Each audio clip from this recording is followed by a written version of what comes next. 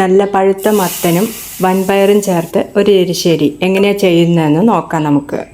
അതിനായി ഞാനിവിടെ നല്ല പഴുത്ത മത്തൻ 200 ഗ്രാം എടുത്തിട്ടുണ്ട്. തലേന്ന് കുതിർത്ത് വെച്ച ഒരു 1/2 കപ്പ് വൻപയറും, അതിലേക്ക് അരയ്ക്കുന്നതിന് ഒരു അരമുറി നാളികേരം, 2 പച്ചമുളക്, 2 വെളുത്തുള്ളി അല്ലി, 1 സ്പൂൺ ജീരകം, അതെല്ലാം ചേർത്ത് വെച്ചിട്ടുണ്ട്.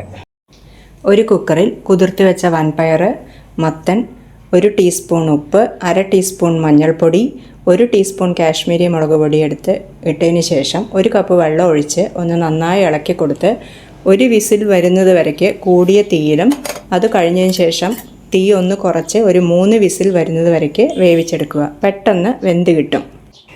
ഇതിലേക്ക് നാളികേരം, പച്ചമുളക്, ജീരകം, വെളുത്തുള്ളി എല്ലാം കൂടി നന്നായി ഒന്ന് അരച്ചതിന് ശേഷം അതിലേക്ക് ഒഴിക്കുക. എന്നിട്ട് ആ പച്ചമണം വിടുന്നവരെ ഒന്ന് നന്നായി തിളപ്പിക്കണം. അതിനുശേഷം അടുപ്പ് ഓഫ് ചെയ്ത് വെക്കുക.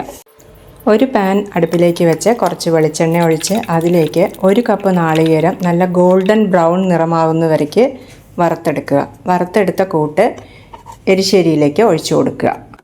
അതിനുശേഷം ഒരു പാനിലേക്ക് കുറച്ച് വെളിച്ചെണ്ണ ഒഴിക്കുക.